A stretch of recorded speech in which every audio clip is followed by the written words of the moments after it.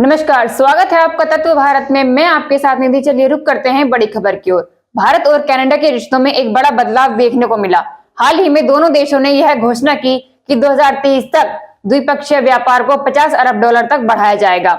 यह लक्ष्य सिर्फ आर्थिक समझौता नहीं बल्कि बदलते वैश्विक समीकरणों में दोनों देशों की नई भूमिका की तरफ इशारा करता है।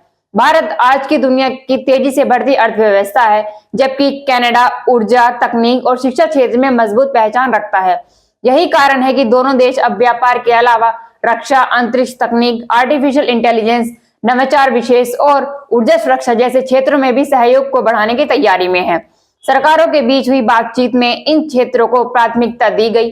विशेष बात यह है कि इस संबंध का असर अमेरिका की वैश्विक रणनीति पर भी देखा जा सकता है।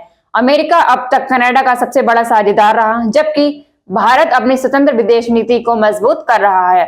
ऐसे में भारत कनाडा की बढ़ती नजदीकियां अमेरिका के लिए एक नई संतुलन की स्थिति पैदा करेंगी। यह संकेत साफ है कि भारत अब किसी एक शक्ति के प्रभाव में नहीं बल्कि वैश्विक मंच पर स्वतंत्र भूमिका में आगे बढ़ रहा है।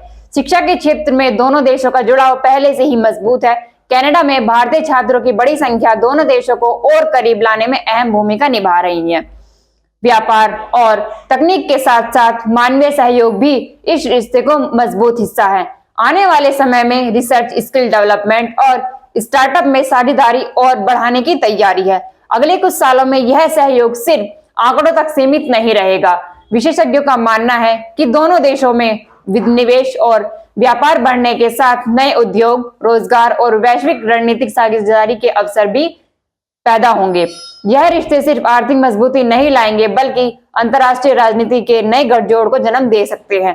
कुल मिलाकर भारत कनाडा संबंध अब सामान्य सहयोग से आगे बढ़कर एक रणनीतिक साझेदारी की दिशा में प्रवेश कर रहे हैं। अगर यह गति इसी तरह जारी रही तो यह सहयोग आने वाले वर्षों में वैश्विक स्तर पर महत्वपूर्ण असर डाल सकता है। इस खबर से सभी जुड़ी